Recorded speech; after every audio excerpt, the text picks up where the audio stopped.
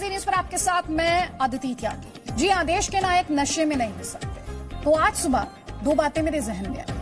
पहली तो ये कि हमें हंसाने वाले नशे में कैसे डूब सकते हैं, और इसके बाद प्रताप सोमवंशी का एक शेर याद आया जिसे आपके सामने पढ़ रही हूं। यूं तो सबके हिस्से में 100 रिश्ते हैं, यूं तो सबके हिस्से में 100 रिश्ते हैं, सोचा भी है कि ज्यादातर क्यों रिश्ते हैं। 100 रिश्ते हैं और क्यों रिश्ते हैं, आप समझ गए होंगे। हमारा आपका सभी का रिश्ता तो है भारती सिंह के साथ, और आज इसी बात का दुख भी है, लेकिन उससे कहीं ज्यादा गुस्सा है। और भारतीय होने के नाते आज शर्म भी आ रही है। नशे के धुएं से निकली हंसी हमें नहीं चाहिए।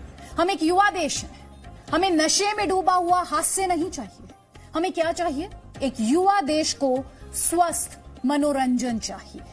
अक्सर इस वक्त हम एक सवाल के साथ बहस लेकर आते हैं, लेकिन आज बहस का दिन नहीं, क्योंकि आज इस पर चर्चा होनी चाहिए कि ऐसा क्यों हुआ। क्या इस देश को नकली हीरो चाहिए? क्या नशे में डूबे हीरो के माध्यम से इस देश को बर्बादी देखनी होगी?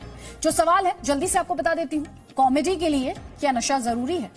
स्वस्थ मनोरंजन या फिर नशे की कॉमेडी? नकली हीरो के नशे में कहीं देश बर्बाद तो नहीं हो रहा है? क्या नायकों का कोई सामाजिक दायित्व नहीं है? जिन्हें देश करे प्यार वो नशे से क्यों नहीं करते इनकार? ये वो सवाल जो अगले 40 मिनट में हम उठाएंगे। कई खास मेहमान हमारे साथ हैं। हमारे साथ एक्टर गजेंद्र चौहान जी हैं, हमारे साथ मोनीश भल्ला हैं, पूर्व एनसीबी अधिकारी हैं, पीके जैन जी हैं, पूर्व पुलिस कमिश्नर हैं, हमारे साथ सुनील पाल जी हैं, कॉमेडियन हैं। सबसे पहले सुनील पाल जी, आप ही के पास बहुत सिंपल सी बात, ये हमारे देश के वो नायक हैं जिनके साथ हमारा, आपका, हर किसी का, जो हमारे दर्शक इस वक्त जी न्यूज को देख रहे हैं, उनका एक गहरा रिश्ता है, लेकिन आज उस रिश्ते को चोट पहुंची है। क्या कॉमेडी करने के लिए नशा जरूरी है? कॉमेडी करने के लिए, दुनिया का कोई भी अच्छा काम करने के लिए, कोई भी काम करने के लिए नशा जरूरी नहीं है, क्योंकि नशा जो है वो किसी भी चीज का हल नहीं है। अगर आप किसी चीज के हल को पाने के लिए नशा करना चाहते हैं तो वो मुसीबत कम नहीं होगी बल्कि और बढ़ेगी, जैसे कि आज भारती की बड़ी है। भारती को जीरो से हीरो बनते हुए देखा मैंने। वो पहली बार जब मंच पे मंचित हो रही थी लाफ्टर चैलेंज के, तो मैंने उसको इंट्रोड्यूस किया था लाफ्टर 4 में, और वहीं वो उसके परफॉर्मेंस से पता चल गया था कि आगे चल के स्टार बनेगी, सुपरस्टार बनेगी, और वो बनी भी। लेकिन मैं देख रहा हूं कि सब कुछ है उसके पास, सब कुछ मिला उसे, दौलत मिल गई, शोहरत मिल गई, शादी अच्छे घर पे हुई, परिवार भी अच्छा बन गया, फिर क्या जरूरत है ये सब करने की? माना कि इंडस्ट्री में ऐसे 2 कौड़ी के लोग होते हैं जो आपको गलत राय देते हैं कि यार ऐसा करो, वॉइस में बेस चाहिए तो सिगरेट पिया करो, चेहरे पे ग्लो चाहिए तो बियर पिया करो, फला जिम किया करो, एक्सप्रेशन अच्छे के लिए वो अंटा मार दिया करो, उससे एक्सप्रेशन अच्छे आते हैं, नशे में रहा करो, इंटेंस रहा करो। ये सब बोलने वाले बहुत लोग हैं, लेकिन ऐसा कुछ नहीं होता है। सच तो ये है। एक बात बताइए सुनील पाल जी, मेहनत का कोई शॉर्टकट नहीं है। ये कौन से लोग हैं जो इस तरह की सलाह देते हैं, इंडस्ट्री में एग्जिस्ट करते हैं, एक्टर्स को, कलाकारों को गुमराह करते हैं? कौन है? 100 में से 80 बेईमान, फिर भी मेरा देश महान। हर प्रोफेशन में 80% बेईमान लोग हैं जो 20% अच्छे लोगों को काम नहीं करने दे रहे, उन्हें परेशान कर रहे हैं, उन्हें डिग्रेड करने की कोशिश करते हैं, उन्हें बैकवर्ड समझते हैं, उन्हें गांवटी समझते हैं, और इन्हीं 20% जो अच्छे और ईमानदार लोगों की वजह से कम्युनिटी चल रही है, उन 80 बेईमान लोगों की वजह नहीं चल रही है। तो मैं उन लोगों से परेशान हूं जिन लोगों ने भारतीय जैसे सीधी सादी गांव की आई लड़की को इस तरह से, और उसके पूरे परिवार को, आज क्या गुजर रही है परिवार पर, क्या गुजर रही कॉमेडी की कम्युनिटी पर। आज जनता जो हम लोगों को शो के लिए बुलाएगी, प्रोग्राम के लिए बुलाएगी, उन पर क्या इंप्रेशन पड़ गया कि भैया सुनील पाल भी शराब पीता होगा, ये रतन नूरा तो ऐसे नहीं करता होगा, पीता होगा, तब जाके इसके मुंह से शराब की एक्टिंग निकलती होगी। केस्टो मुखर्जी इतने बड़े कलाकार थे, इतने बड़े इंसान थे, इतने बड़े एक्टर थे, वो क्या शराब पीते थे? अभी मैंने पेंडेमिक में पूरी फिल्म बना डाली लॉकडाउन टू अनलॉक, उसमें क्या मैंने शराब पिया? देखिए क्या है, आपको परेशानियां हो सकती है तो आप उसको कहीं और अपना ध्यान रख कर दीजिए। कहीं आप राइटर बन जाइए, कहीं आप गीत लिख लीजिए, कविता लिख लीजिए। बहुत सारे प्रोफेशन, सिर्फ नशा नहीं किसी चीज का घल है। और मैं समझता हूं कि नशा जो है, एक और सवाल जो जहन में आता है, आप जो कह रहे हैं कि उनको, आपने कहा कि उनको गुमराह कर दिया गया। सर, हम यहां पर एक ग्रोन अप की बात कर रहे हैं, हम किसी बच्चे की बात नहीं कर रहे हैं कि गलत रास्ता दिखाया गया, वो गलत रास्ता उसने पकड़ लिया। आपने ये कहा कि इंडस्ट्री में 100 में से 80 लोग बेईमान हैं, वो 20 लोगों को जो ईमानदार हैं उन्हें काम नहीं करने देते। लेकिन अगर मेरा किसी एक्टर के साथ मुझे नशा हो सकता है क्योंकि मुझे उस एक्टर की कला का नशा है, मुझे उस एक्टर के हास्य का नशा है, मुझे उस कॉमेडियन के मनोरंजन का नशा है, लेकिन जिसकी काबिलियत का, अदाकारी का, जिसके टैलेंट का मुझे नशा है, क्या वो खुद नशे में चूर हो सकता है? वो अपनी दायित्व से तो नहीं भाग सकता ना सुनील पाल जी, ये कहकर कि मुझे गुमराह कर दिया गया। लेकिन ये चकाचौंध की लाइफ है, यहां पर लोग वैसा बनना चाहते हैं, वैसा दिखना चाहते हैं। आप देखिए सीरियल की जो सीधी सादी बहुएं होती है, पार्टी में चुड़ैल लगती है, वो एक हाथ में शराब का नशा गिलास होता है, एक हाथ में सिगरेट होता है, मुंह में क्या क्या आता है बक देती है, और ना पहनने का सबूर, ना खड़े रहने का सबूर। ऐसे ही आप देखिए पेज 3 का कल्चर है। तो ये कूल दिखने की कला, जो सो कॉल्ड बनने की कला जो है, ये इन लोगों को मार देती है, भारतीय जैसे लोगों को, या जो ऐसे लोगों को जो बेचारे छोटे जगह से आते हैं, उनको लगता है कि यार बड़ा स्टार मतलब ऐसे ही रहना, मतलब ऐसे। और इससे पहले कि समझ आए, इससे पहले कि उनको पता चले, बर्बादी उनका दामन घेर लेती है। जो आज भारती के साथ में हुआ है, उसके साथ में जो कुछ भी हुआ है, मैं बहुत दुखी हूं, बहुत ही ज्यादा दुखी, क्योंकि मेरे बहन जैसी है, मुझे पर्सनली बहुत लॉस हो रहा है, फील हो रहा है। लेकिन करूं क्या, मैं हाथ जोड़ के निवेदन करता हूं तमाम उन कलाकारों से जो बाहर से आते हैं, जो अपनी मेहनत से जगह बनाते हैं, प्लीज गलत लोगों के चक्कर में ना पड़िए। कोई आदमी राजेश खन्ना से बड़ा सुपरस्टार नहीं हो सकता। राजेश खन्ना को भी इन्हीं लोगों ने बर्बाद किया, जो शराब को प्रमोट करते थे, जो नशे को प्रमोट करते थे, जो राजेश खन्ना साहब जैसे कोहिनूर हमारे देश के सुपरस्टार को बर्बाद कर दिया। और जब वो अकेला तन्हा हो गए तो कोई उनके पास नहीं था। सुनील पाल जी, एक स्पष्टीकरण, एक क्लैरिटी हमारे दर्शकों के लिए कि हमारे पैनलिस्ट की राय उनकी निजी राय होती है, हम किसी पैनलिस्ट की राय का समर्थन नहीं करते। इस क्लैरिटी के साथ सुनील पाल जी, मेरा आपसे सवाल ये है सर, क्या कामयाबी का नशा कम पड़ जाता है? तो क्या जनता के प्यार का नशा नहीं, मैंने कहा कम रह जाता है? देखिए, जब मैं तो खुद ही कह रहा हूं, मैं आज 15-20 साल से इस लाइन में काम करता हूं। आप मुझे जितना भी जानते होंगे, मेरे जीवन में कितने उतार चढ़ाव आए। तो उतार चढ़ाव के लिए हमने उतार और चढ़ाव, यही ऑप्शन नहीं बचता है। हमने 15-20 साल में मैंने कभी शराब को नहीं छुआ, कभी सिगरेट को नहीं छुआ, कभी नॉनवेज को नहीं छुआ। जॉनी लीवर साहब, द ग्रेट जॉनी लीवर साहब 40-45 साल इस लाइन में है, उन्होंने कोई किसी चीज को नहीं छुआ। लता मंगेशकर जी पर सारी जिंदगी में उन्होंने इतिहास रचा, वो स्टार नहीं, वो आसमान है अपने आप में। अमिताभ बच्चन, तो ये क्या शराब या नशे की वजह से?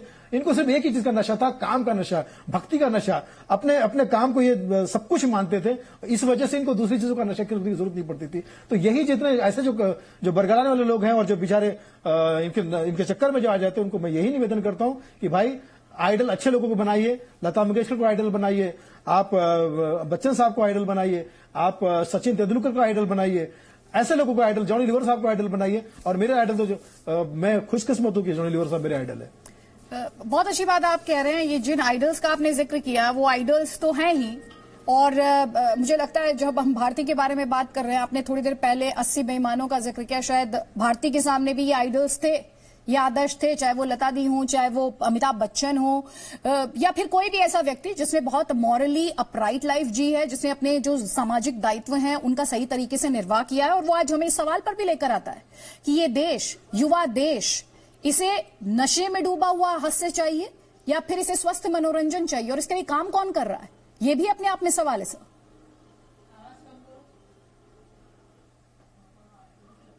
बिल्कुल सवाल है। और मुझे लगता है कि जितना जल्दी हो सके इसके लिए हम लोगों को मिलना चाहिए, आपस में मिलकर डिस्कस करना चाहिए, आपस में मिलकर एक दूसरे का हालचाल पूछना चाहिए कि भैया क्या गलत कदम उठ रहा है, तेरा क्या हो रहा है, क्या सही कर रहे हो, क्या गलत कर रहे हो। तभी ये बात गेट टुगेदर होना बहुत जरूरी है। ये दूरियां रखकर ये सब चीजें नहीं होता है। बहुत बहुत शुक्रिया सुनील जी, जी न्यूज के लिए आपने वक्त निकाला है। लेकिन देखिए, तस्वीरें हम अब लगातार आपको दिखा रहे हैं किस तरह सुशांत सिंह राजपूत की मौत के बाद से ही एनसीबी की तरफ से जो एक्शन लिया गया, जिसमें बॉलीवुड के कई बड़े सितारे, उनसे पूछताछ हुई, और कल भारती सिंह की गिरफ्तारी हुई, उनके पति की गिरफ्तारी हुई, दोनों को जुडिशियल कस्टडी में भेजा गया। इसीलिए आज हम आपसे कह रहे हैं, हैशटैग असली देश के नकली हीरो। आप क्या सोचते हैं, आपकी क्या राय है? आपको ये तय करना है कि आपके हीरो कौन होंगे, आपके आदर्श कौन होंगे। बार बार मैं आपसे कह रही हूं कि हिंदुस्तान एक यंग नेशन है, एक युवा देश है। इस युवा देश को क्या चाहिए? गजेंद्र चौहान जी, क्या चाहिए इस देश को? एक असली प्रसिद्धि चाहिए या नशे के धुएं से निकलने वाला हास्य चाहिए? क्योंकि जब मैं आपसे ये सवाल पूछ रही हूं तो हमारी स्क्रीन पर एक नहीं कई सितारों की तस्वीरें आ रही हैं जिनसे पूछताछ हुई, जिनमें सुशांत सिंह राजपूत की मौत के बाद ये पूरा सिलसिला शुरू हुआ एनसीबी की रेड का, पूछताछ का। कल भारती सिंह की गिरफ्तारी भी हुई। अदिति जी, एक बार फिर कलाकार जिंदगी महसूस हो रही। तो कल जो भारती ने किया है उससे कोई उम्मीद नहीं थी। इस तरह चलती है गरीबी को तोड़ते हुए, सफलता चरम सीमा को छूती है और फिर इस तरह से काम में आपको इन्वॉल्व करती है, ड्रग्स में इन्वॉल्व करती है। दुख और चिंता का विषय है। चिंता का विषय इस देश के युवाओं के लिए है, जिनको युवा कहते हैं। बात कहना चाहूंगा, एक कलाकार को दो लाइफ जीनी पड़ती है, एक रियल लाइफ, एक रियल लाइफ। एक सामाजिक दायित्व तो होता है कलाकार कि जब वो कोई अदा करता है जिससे वो आइडेंटिफाइड होता ऑडियो में थोड़ा सा क्लैरिटी नहीं है, उस टेक्निकल ग्लिच को थोड़ा फिक्स कराते हैं सर। मैं आऊंगी आपके पास। हमारे साथ आरजे रौनक है, जिन्हें आप बउआ के नाम से जानते हैं। रौनक, आप तक आवाज पहुंच पा रही है? हालांकि मैं आपको स्क्रीन पर इस वक्त नहीं देख पा रही हूँ। अच्छा चलिए, इस वक्त हमारे साथ नहीं है। हमारे साथ इस वक्त मोनीश भल्ला जी हैं, फॉर्मर एनसीबी ऑफिसर हैं, और पीके जैन जी हैं, फॉर्मर मुंबई पुलिस कमिश्नर हैं। पीके जैन जी, कल से जब से ये खबर आई है सर, और बीते दिनों में भी एक सवाल जो बार बार जहन में आया है, नशे का इस तरह से बॉलीवुड में सेवन किया जाता है। सर आप मुझे दुरुस्त कर दीजिएगा, लेकिन जो मैंने सुना और देखा है अपनी लिमिटेड नॉलेज में, कहा जाता है मुंबई में बच्चा बच्चा ये बात जानता है कि बॉलीवुड में ऐसा होता है। जो एक्शन हम एनसीबी द्वारा देख रहे हैं सर, क्या उसकी भनक मुंबई पुलिस को नहीं थी सर?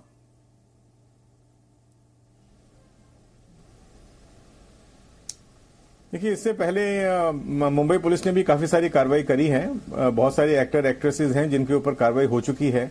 फरदीन खान का केस है, संजय दत्त का केस है, और कुछ एक्टर्स हैं जिनके खिलाफ में कार्रवाई मुंबई पुलिस ने की है। देखिए, ये इशू है स्ट्रीट लेवल पेडलिंग से लेके उनके सप्लायर्स और उनके बड़े जो हैंडलर्स हैं, बड़े जो माफियाज हैं, उनको डील करने का। कुछ केसेस हुए हैं जो क्वालिटी केसेस हैं, जिसमें हजारों किलो मैंड्रेक्स या एफिड्रिन की गोलियां मिली। कुछ केसेस ऐसे हैं जिसमें मीडियम लेवल के कैचेस हुए। तो ये कार्रवाई जो है, ये चूहे बिल्ली का खेल है, होती रहती है। ड्रग के धंधे में प्रॉफिट इतना ज्यादा है कि बहुत सारे ऑपरेटर्स इसमें ऑपरेट करते हैं, वो स्ट्रीट लेवल से लेके तो बड़े माफिया तक।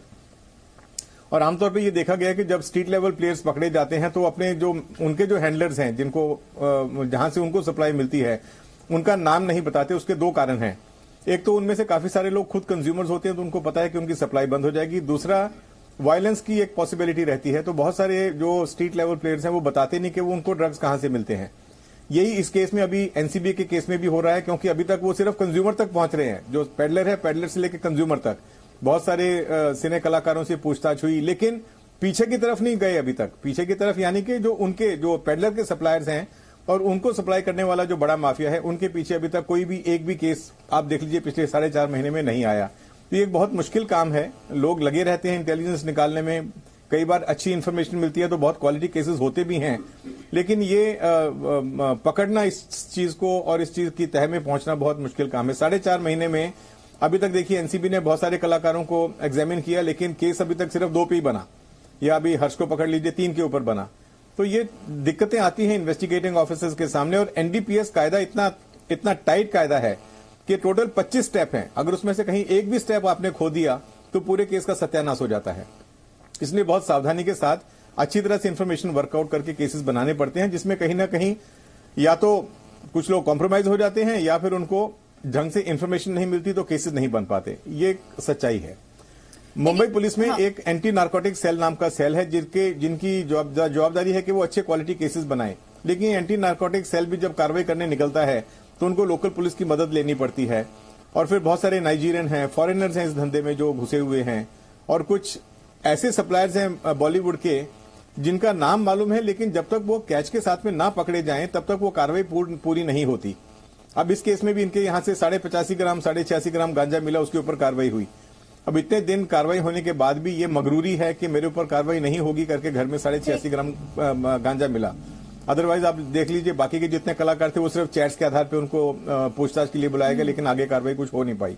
ये थोड़ी सी दिक्कतें आती है इन्वेस्टिगेटिंग ऑफिसर के सामने।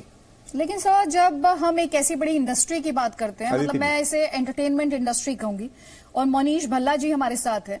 मोनीश जी, यहाँ पर हम जो देख रहे हैं इन्वेस्टिगेशन में जो सामने आ रहा है, जो बड़े सितारों से पूछताछ, क्योंकि अभी एक बार फिर से वो तस्वीरें लेकर आई है कि सुशांत सिंह राजपूत की मौत के बाद किस तरह एनसीबी की एंट्री होती है और उसके बाद इन्वेस्टिगेशन का एक लंबा सिलसिला चलता है। और हम जिन लोगों की बात कर रहे हैं उनमें से ज्यादातर लोग ऐसे हैं जिन्हें पब्लिक पसंद करती है, जिनका पब्लिक के साथ एक डायरेक्ट कनेक्ट है।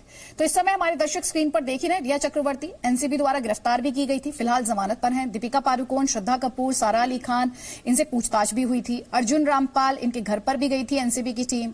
इसके अलावा भारती सिंह, इनके घर पर 86.5 ग्राम गांजा मिलने की बात भी आ रही है और साथ ही इकबालिया बयान की भी बात सामने आ रही है। तो जो दर्शक इस वक्त इस बड़ी खबर को हमारी स्क्रीन पर देख रहे हैं, हम उनसे कहना चाहते हैं हम कोई मीडिया ट्रायल नहीं चला रहे हैं, लेकिन यहां पर मोनीश जी दो बातें, एक 86.5 ग्राम गांजा बरामद किया जाना, एनडीपीएस एक्ट उस पर साफ तौर पर क्या कहता है अब हम सब जानते हैं। दूसरा, इकबालिया बयान की बात जो सामने आ रही है, तो चर्चा तो होगी सर इस पर। जी देखिए, अभी जैन साहब ने बहुत अच्छी तरह से समअप किया है अपनी तरफ से। मैं कुछ चीजों उसमें रोशनी डालना चाहूंगा, कुछ ऐड करना चाहूंगा, क्योंकि मैं स्पेशली इस एजेंसी में मैंने काम किया बहुत साल, और जिस तरह से पेडलर से, कंज्यूमर से, पेडलर से लेके मेन सप्लायर या स्मगलर्स तक की जो चेन है, उस चेन को खुलने में टाइम लगता है। ये इस चीज को हमको सबको पहले पता होना चाहिए। ऐसा नहीं कि 4.5 महीने में क्यों कोई बड़ा नहीं पकड़ा गया। With all due respect to Jain साहब खुद जानते हैं कि ये सब चीजों को टाइम लगता है, और ऐसा नहीं है कि कोई कॉम्प्रोमाइज होता है। मैं उस चीज से मैं बिल्कुल एग्री नहीं करता। मेरी नॉलेज में या मेरी अभी तक की लाइफ में मैंने नार्कोटिक्स के एनसीबी ऑफिसर्स को कॉम्प्रोमाइज करते नहीं देखा कभी भी। इसको टाइम इसलिए लगता है क्योंकि ये एक से बढ़कर एक के अंदर एक तार खुलती जाती है, और जो जैसे जैसे जब आप बड़ी तार पे जाते हो, वो इतने ज्यादा प्रिकॉशंस लेते हैं और उनको इतनी ज्यादा नॉलेज होती है सब चीजों की। उनके पास बैटरी ऑफ एडवोकेट्स होते हैं जो उनको बताते हैं कि कैसे अपने आप को बचाया जाता है। इसलिए वो तार पूरे तरह जल्दी पहुंच नहीं पाते। पर ऐसा नहीं है कि नहीं होता। हमने टनों टन ड्रग्स पकड़े हैं, और इसको कई बार तो ऐसा हुआ है कि एक एक केस को मुझे 6 महीने लगे एक केस को सॉल्व करने में। पर जब अल्टीमेटली केस सॉल्व होता है तो इतनी बड़ी मात्रा पकड़ी जाती है कि लोग हैरान हो जाते हैं। पर इसको टाइम लगता है। ये this is not one night's job, one thing. Secondly, जहां तक ये केसेस का सवाल है, हम सब जानते हैं कि स्मॉल क्वांटिटीज हैं और आज नहीं तो कल इनको बेल हो जाएगी और बाद में ये नहीं। बट ये शुरुआत है। देखिए, कहीं ना कहीं तो आपको शुरू करना था। और ये जो गंदगी फैली हुई है, ये जैसे आपने बोला कि ये पब्लिक इनको पसंद करती है, तो इनका दायित्व बढ़ जाता है। They are not ordinary people, people love them and people follow them. तो ये जिनको लोग फॉलो करते हैं, आज की जनरेशन फॉलो करती है, अगर वो ऐसी चीज में पाए जाते हैं तो उनको एक्सपोज करना बहुत जरूरी है मेरे ख्याल से। और जो भी एनसीबी कर रही है वो बहुत सही कर रही है। जी, हमारे साथ गजेंद्र चौहान जी भी हैं। गजेंद्र जी, ये कहा जाता है कि हम जो होते हैं वही बनाते हैं, तो हम तो नशा करने वाले लोग नहीं हैं, हम तो एक युवा देश हैं, तो ऐसे लोग तो हमारा हीरो नहीं हो सकते। बिल्कुल नहीं हो सकता। मैंने तो पहले भी कहा कि एक कलाकार को रील लाइफ और रियल लाइफ दोनों जीनी पड़ती है। रील लाइफ में जब आप कोई ऐसा किरदार कर जाते हैं जिसको लोग याद करते हैं या आपको आपके फैन बन जाते हैं, आपको चाहने लगते हैं, तो आपका सामाजिक दायित्व जो है वो बढ़ जाता है। आपकी कर्तव्य बढ़ जाता है कि आप जो है अपने आप को रियल लाइफ में भी उसी तरह पेश आए। इसका मतलब ये नहीं कि आप ये गलत कामों में अपने कौन करें। भारती का मामला देख के बहुत दुख हुआ, चिंता भी हुई। चिंता इसलिए हुई कि देश के युवाओं जो है उसे बहुत चाहते हैं, बहुत प्यार करते थे। एक बहुत छोटी जगह से उठ के एक कलाकार का मुकाम हासिल करना ये बहुत मुश्किल काम है। और मुझे लगता है ये जैसे आप सुनील पाल जी कह रहे थे कि उनको किसी ने फंसा दिया, या ये इंडिविजुअल सोच है, ये एक मैच्योर्ड आर्टिस्ट है, वो कोई उसको फंसा नहीं सकता। ये आपकी अपनी चॉइस थी। मैं आपको एक बात कहना चाहूंगा यहाँ पे कि आजकल फिल्म इंडस्ट्री में मुझे 40 साल हो गए, पिछले कुछ दिनों से देख रहा हूँ कि एक चलन नया चल पड़ा है ड्रग्स का। अगर आप उनके साथ उठते बैठते हैं, इतना सुनने में आ रहा है कि आप उसके पार्टी बनिए। इसीलिए हम लोग, हमारे जैसे कलाकार बहुत सारे प्रोजेक्ट से बाहर हो गए हैं, हमें काम मिलना कम हो गया है क्योंकि हम लोग उसका हिस्सा नहीं कर पाते। और ये जो ग्रुपिज्म शुरू हुआ है, ये कला के लिए बहुत डेंजरस है। ऐसे ऐसे अच्छे कलाकारों को अवॉइड कीजिए। थोड़ा सा आपको रोक रही हूँ सर, आप कह रहे हैं ग्रुपिज्म, सर किस तरह का ग्रुपिज्म आप बात कर रहे हैं? सुनील पाल जी भी थोड़ी देर पहले जब बोल रहे थे तो मैंने उनसे वही बात की कि एक आदर्श अगर मुझे जनता मानती है तो मुझसे एक तरह के आदर्श व्यवहार की अपेक्षा देश की जनता करती है और उस अपेक्षा पर खरे उतरना मेरा दायित्व होता है।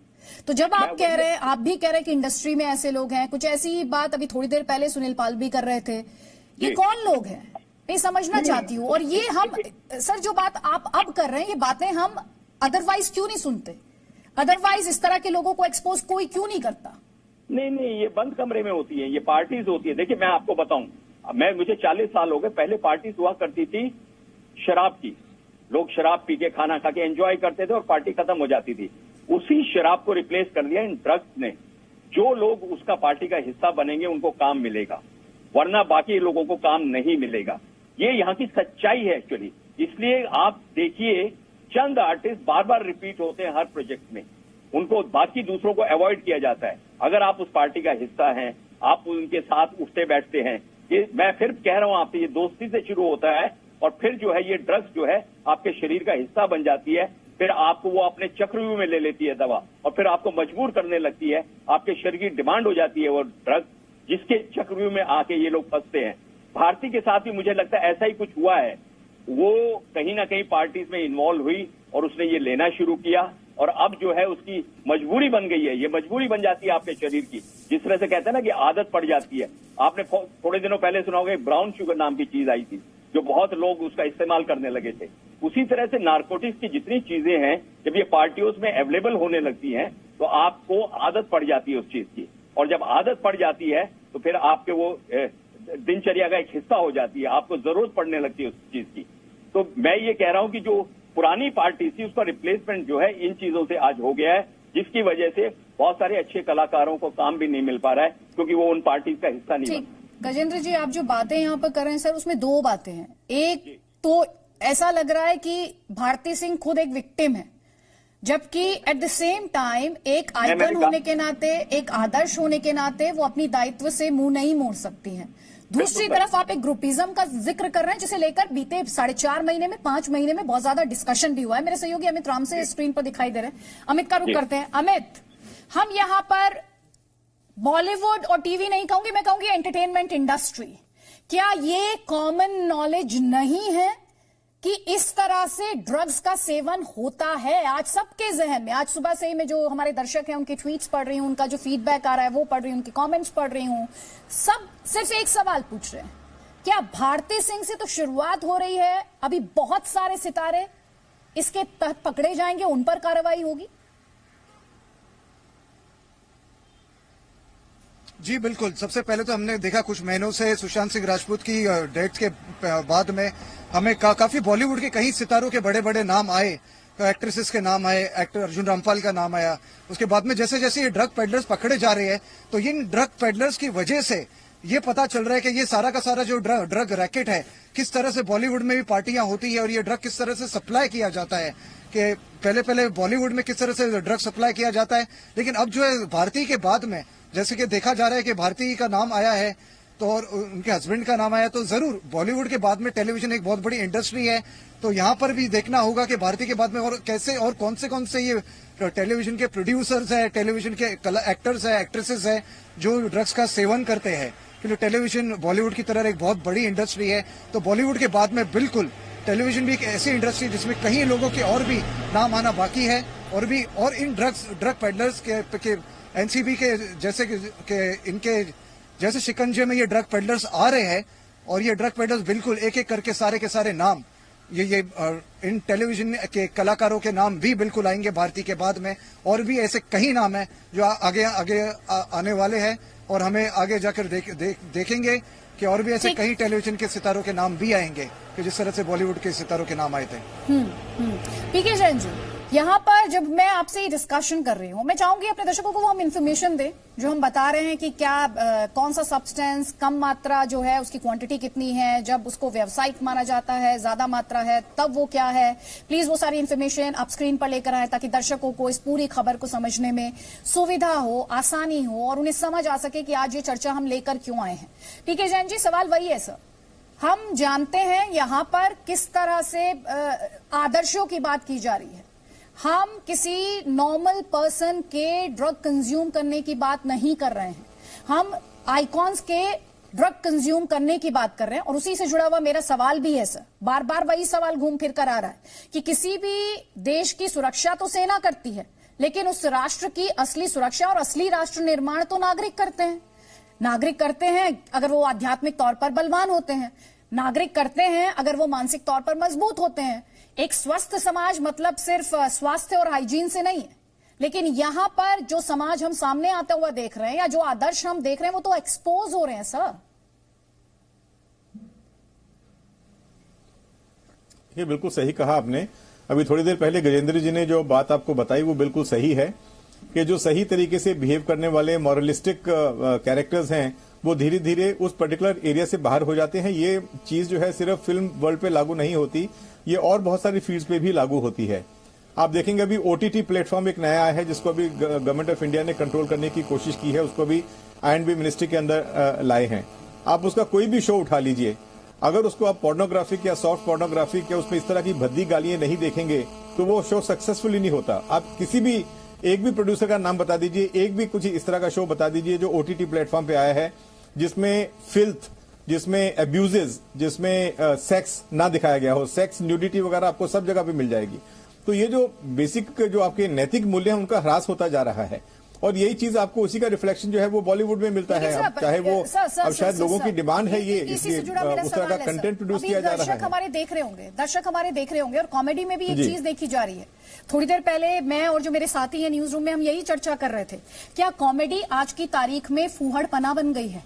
क्या कॉमेडी जो एक मर्यादा है उसे भी लांघ रही है?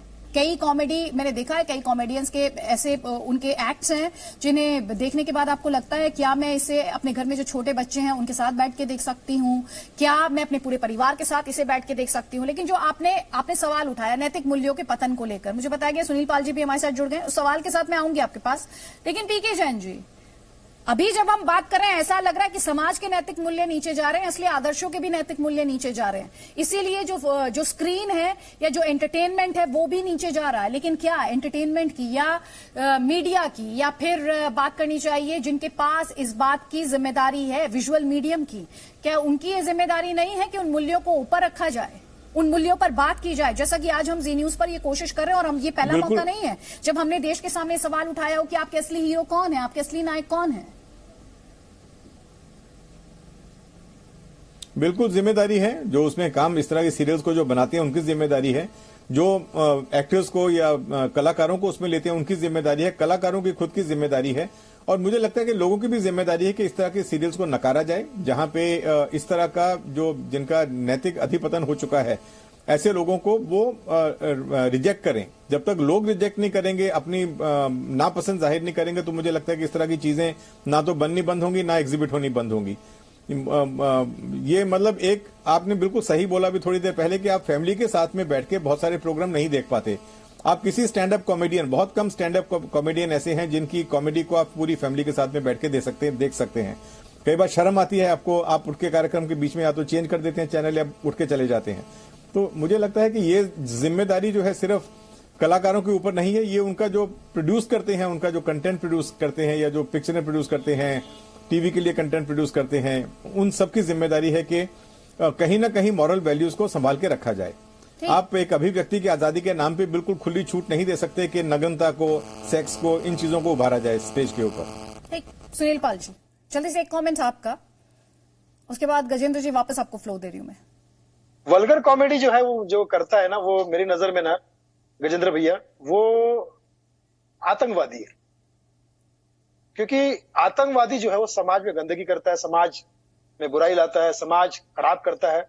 और इन सारे यूट्यूबर्स को, इन सारे ऐसे लोगों को जो गंदगी से भरा कंटेंट लाते हैं, चाहे वो OTT प्लेटफॉर्म, मैंने उसका नाम ही OTT प्लेटफॉर्म रख दिया है। इतनी ज्यादा गंदगी हो गई। एक सेकंड सुनील पाल जी प्लीज, मेरी आपसे एक रिक्वेस्ट है सर, हम एक पारिवारिक चैनल हैं, हम भाषा की मर्यादा और भाषा में संयम की बात करते हैं सर, तो हमारी कोशिश ये रहती है कि भाषा मर्यादित रहे और संयमित रहे सर। जी जी जी हाँ, तो मैंने इन लोगों को आतंकवादी घोषित कर दिया जो समाज के बुराई के काम आते हैं और समाज में बुराई फैलाते हैं। अगर ऐसे लोग हैं तो मुझे लगता है कि कोई भी क्षेत्र पनप नहीं सकता। 100 में से 80 बेईमान फिर भी मेरा देश महान। मैं उन 20 लोगों का सम्मान करता हूँ, 20% लोगों का, जिनकी वजह से कम्युनिटी चल रही है। कॉमेडी में भी बहुत वल्गैरिटी आ गई है, लेकिन 20% लोग आज भी अच्छे हैं, जिसमें मैं अपने ग्रेट गुरु जॉनी लीवर साहब को मानता हूँ, जिन्होंने हमेशा अच्छाई रखी है और हम सबको प्रेरणा दी है। और बुरा काम, नशा करना, ये चीज करना, ये सब चीजें करना, ये किसी भी चीज का समाधान नहीं है।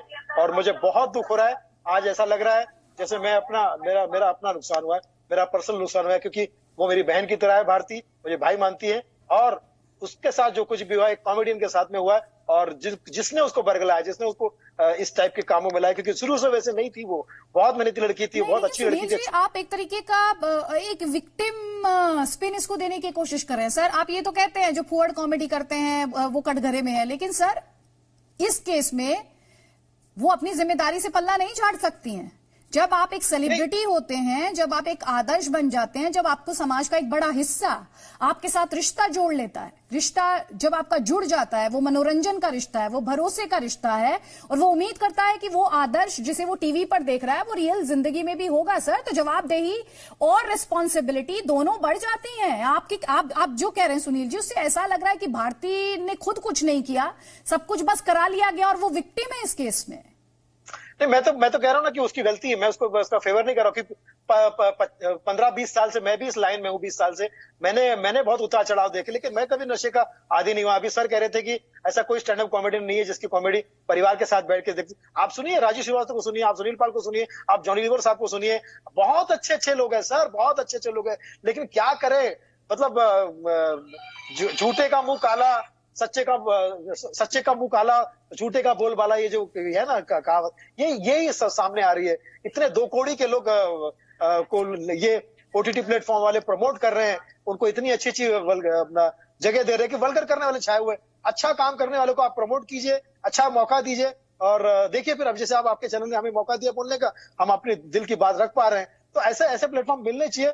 हम अच्छा काम करेंगे। जो गलत कर रहे हैं मैं कभी उनके फेवर में नहीं हूं, ना मैं किसी के गलत की पैरवी करूंगा और ना किसी, मैं सिर्फ सच बात बोलता हूँ। 20-25 साल से हमने जो दुख झेले हैं, तकलीफ झेली है, लेकिन हम किसी नशे में नहीं गए। मैंने फिल्म लिख डाली लॉकडाउन। संपर्क टूट गया हमारा। गजेंद्र जी, यहां पर मेरा सवाल बहुत बेसिक सवाल है, बहुत सीधा सवाल है, मुझे नहीं लगता उसमें इफ्स एंड बट्स की गुंजाइश है। मैं ये कह रही हूं, मनोरंजन में नशे का अनुपात कितना है? जब मेरे जैसा एक आम नागरिक किसी को देख रहा है, सुन रहा है, उसमें अपना टाइम लगा रहा है, उसमें अपने इमोशंस लगा रहा है, उसमें अपना ध्यान लगा रहा है, तो पता होना चाहिए कि इस मनोरंजन में नशे का अनुपात कितना है।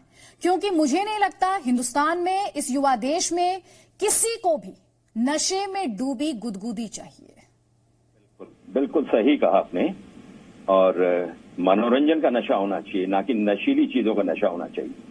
मैं जैन साहब से बहुत प्रभावित हूं। उन्होंने एक बहुत अच्छी बात कही है अदिति जी, कि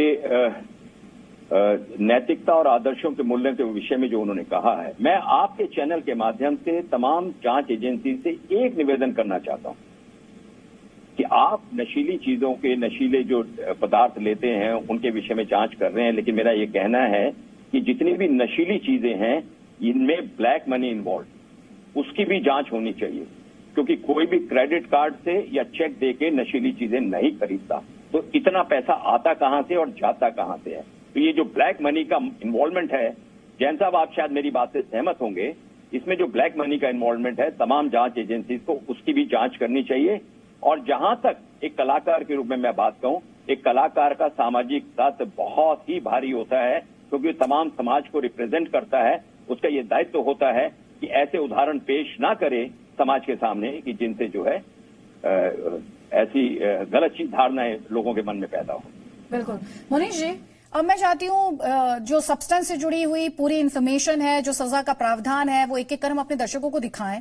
और आप इस पूरे डिस्कशन में एक बात सुन रहे हैं, एक बात जो बार बार सामने आ रही है वो कह रहे हैं इंडस्ट्री में ग्रुपिज्म है, इंडस्ट्री में नशे को प्रमोट किया जाता है। हम ये भी कह रहे हैं कि ये तो कॉमन नॉलेज है। देखिए, गांजे से जुड़ी जो सजा है उसको लेकर भी हम इंफॉर्मेशन यहां पर अपने दर्शकों को दे रहे हैं कि 6 महीने का, अगर कम मात्रा में है, यहां पर मात्रा कीवर्ड है, कम की ज्यादा, तो अगर कम मात्रा में है तो 6 महीने का कठोर कारावास है, 10,000 रुपयों का जुर्माना है, और ये दोनों भी संभव है अगर मात्रा कम है। वहीं कम से ज्यादा लेकिन व्यावसायिक मात्रा से कम है तो फिर 10 साल का कठोर कारावास है और 1 लाख रुपए का जुर्माना है। अब आपको यह भी बता देते हैं, अगर व्यावसायिक मात्रा है तो फिर 10 से 20 साल का कठोर कारावास है और 1 से 2 लाख रुपयों का जुर्माना है। यहां पर हम जिस इंडस्ट्री के बारे में बात कर रहे हैं उस इंडस्ट्री को लेकर किसी के मन में कोई संदेह नहीं है, क्योंकि बार बार ये बात सामने आ रही है। अभी आप गजेंद्र जी को भी कहते हुए सुन रहे हैं, सुनील जी भी कह रहे हैं कि इस इंडस्ट्री में बहुत सारे लोग हैं जो इस तरह के कल्चर को प्रमोट करते हैं। तो जो सवाल मैं थोड़ी देर पहले पीके जैन जी से पूछ रही थी, वही सवाल मैं आपसे भी पूछ रही हूं सर। एनसीबी जो एक्शन हम अब देख रहे हैं, ये एक्शन हमने पहले क्यों नहीं देखा? देखिए, मैं पहले भी शायद आपके चैनल पे कहीं बता चुका हूं, मैं आज फिर से इस चीज को थोड़ा सा टाइम मिले तो मैं क्लैरिफाई करता हूं इस चीज को। एनसीबी प्रीमियम एजेंसी है और उसका बेसिक वर्क है ड्रग एनफोर्समेंट, जो नार्कोटिक्स और ड्रग्स का एनफोर्समेंट करना वर्ल्ड की प्रीमियम एजेंसी में गिनी जाती है।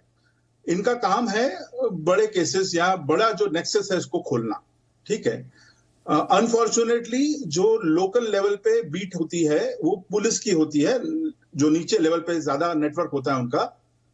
और with all due respect to Jain साहब, हम सब जानते हैं कि नीचे काम इतना अच्छा नहीं हो रहा था, और ये कहीं ना कहीं से जब ये सुशांत की डेथ हुई और वो जो व्हाट्सएप की जो चेन निकली उसमें से जो मैसेजेस निकलने शुरू हुए, ये चेन रिएक्शन हुआ। और जब ये चीजें बाहर आई तब पता लगा कि इसमें एक ड्रग एंगल बहुत बड़ा है और एक बहुत बड़ा नेक्सस पेडलर्स का और ये एंटरटेनमेंट इंडस्ट्री का लिंक है बहुत बड़ा। पब्लिक में तो बहुत जानकारी थी, आप जैसे बता रहे हैं पब्लिक में, but when it comes on the document, जब ये डॉक्यूमेंट में आता है, एविडेंस के साथ आता है, तब डेफिनेटली एजेंसीज को काम करना एजेंसी अपना काम करती है। एजेंसी अपना काम एविडेंस पे करती है, बिना एविडेंस के काम नहीं करती, बिकॉज कोर्ट में वो केस को सस्टेन करना है उनको। दूसरी बात, ये जो अभी जो आप दिख रहा है, मैंने आपको पहले ही बताया कि ये जो चेन है ये ऊपर तक जाएगी और उसको टाइम लगता है।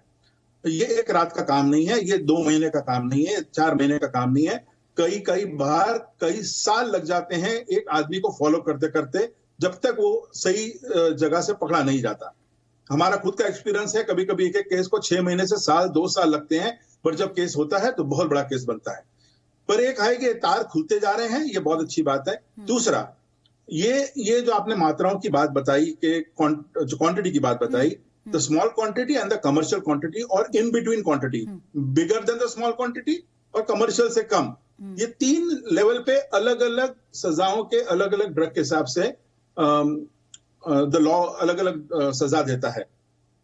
इंटरेस्टिंगली मैं आपको जो बताऊं कि there are more than 300 substances psychotropic including narcotics drugs जो नोटिफिकेशन में लिस्टेड है, 300 से ज्यादा जी। उनमें से कई ऐसी चीजें हैं जो 1 ग्राम या 0.1 ग्राम भी पकड़ी जाए या 0.1 ग्राम से ज्यादा पकड़ी जाए तो भी वो मोर देन स्मॉल क्वांटिटी में आ जाती है। It depends on the drug और द साइकोट्रोपिक सब्सटेंस। जिस प्रोडक्ट की अभी बात कर रहे हैं हम, जिस ड्रग की बात कर रहे हैं भारती के केस में, जिसमें 86.5 ग्राम मिला है, उसके हिसाब से वो स्मॉल क्वांटिटी, ठीक है। पर हर एक ड्रग ऐसा नहीं है। मैंने बताया जैसे 300 जितने हैं, जैन साहब को पता है इस बात का, मोर देन 300 आर लिस्टेड, और उसकी 0.01 ग्राम से लेके आप 20 किलो तक की अलग अलग डेफिनेशन है। इंपॉर्टेंट इंफॉर्मेशन है गजेंद्र जी। हम तो ये कह रहे हैं कि नशे की हंसी देश को ही मंजूर नहीं है, लेकिन आपने जो बातें बताई, ग्रुपिज्म, ये कल्चर है, ये इंडस्ट्री को मंजूर है क्या? नहीं, पूरी इंडस्ट्री को मंजूर नहीं है। यहाँ लाखों लोग हैं जो बहुत ईमानदारी से अपना काम करते हैं, अपनी रोजी रोटी कमाते हैं, लेकिन ये चंद लोग हैं जिनकी वजह से ये ग्रुपिज्म का मतलब होता है एक अंश। देखिए, ग्रुपिज्म पहले से भी था, पहले टैलेंट बेस्ड होता था। आजकल क्या हो गया, इस तरह के ग्रुपिज्म शुरू हो गए हैं जहां लोग गेट टुगेदर्स करते हैं, इंडोर पार्टीज करते हैं, और उसके आधार पे जो है लोगों को अपने करीब लाते हैं और फिर उनको काम देते हैं। तो ये जो है ना, ये कला को भी नुकसान पहुंचा रहा है। हम लोग कलाकार होने से पहले पहले देश के नागरिक हैं और हमारा दायित्व है एक नागरिक होने के नाते कि हम ऐसा संदेश अपने काम के माध्यम से लोगों को दें जिससे जो है अच्छे उदाहरण सेटअप हो।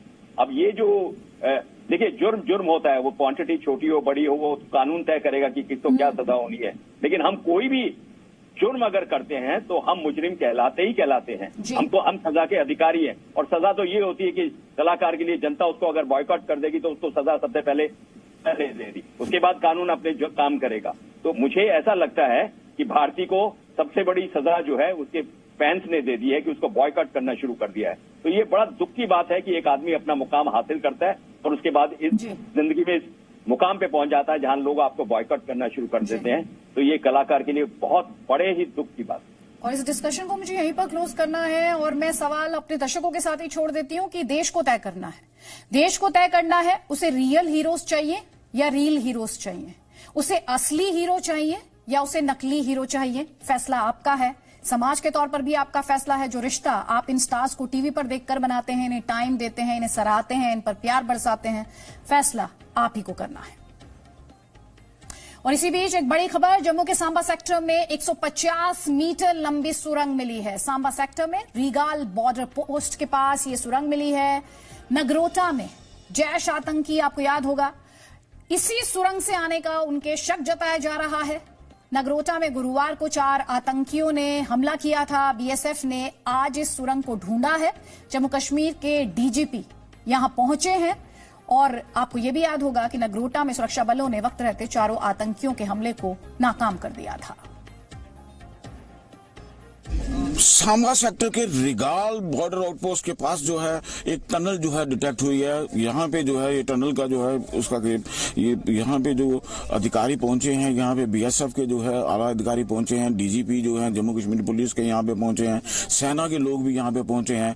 आज बाद दोपहर को यहाँ पे इस इलाके में, क्योंकि ये जो सामने का इलाका आप देख रहे हैं, इस इलाके में जो है टनल जो है वो डिटेक्ट हुई है बिल्कुल बॉर्डर के नजदीक इंडियन साइड से। उसका अभी तक जो है आधिकारिक तौर पर जो है अधिकारियों ने इसको नहीं बताया कि किस किस्म की टनल थी, लेकिन तुरंत उसके बाद जो है हलचल यहाँ पे काफी तेज हो गई। आप देख सकते हैं यहाँ पे सारे लोगों ने जो है इस पूरे इलाके को जो है वो घेर के रखा हुआ है। यहाँ पे पूरा इलाका जो है कार्डन किया गया है और अभी जो अधिकारी उस इलाके में आगे गए हैं। हालांकि यही जो सूचनाएं मिल रही हैं, जो सूत्र हैं, उनका ये कहना है कि यहाँ पे टनल है और उस टनल के जरिए ही शायद जो मिलिटेंट 4 जैश मोहम्मद के मिलिटेंट जो कि नगरोटा में मार गिराए थे, शायद ये टनल के जो है उस पार से ही वो उस टनल के जरिए ही ये क्रॉस की है। हालांकि पिछली बार भी बीएसएफ अधिकारियों ने ये कहा था कि इस इलाके में चूंकि पाकिस्तान की तरफ से काफी बुशिस हैं और पाकिस्तान जो है लगातार पाकिस्तानी रेंजर्स, पाकिस्तानी सेना जो है उसको जो है फेलिसिटेट करती है मिलिटेंट्स को यहाँ टनल बनाने के लिए। और जाहिर सी बात है जैश मोहम्मद और दूसरे मिलिटेंट्स आउटफुट जो हैं वो सारे के सारे जो है यहाँ पे जो है बॉर्डर आउटपोस्ट के पास जो है वो रहते हैं। यानी कि बॉर्डर का इस तरीके से जो है ये सीधी लाइन नहीं, इसी तरीके से जिगजाग इलाका है कि वहां पे टनल निकालना जो है आसान हो जाता है। और पाकिस्तान की तरफ से जो टनल वाली साजिश या ड्रोन की साजिश इस इलाके में भी 2 दिन लगातार से ड्रोन ट्रैकिंग करने के लिए यहाँ पे आता रहा है। और उसके साथ साथ जो है पाकिस्तान अब चूंकि घुसपैठ के लिए उसको डेस्परेट हो चुका है घुसपैठ करवाने के लिए, इसलिए वो फेंसिंग के नीचे से टनल निकाल के जो है पाकिस्तान की तरफ से ये साजिशें जो है वो की जा रही हैं। कैमरामैन मानिक के साथ राजू केरनी, जी मीडिया, सांबा सेक्टर।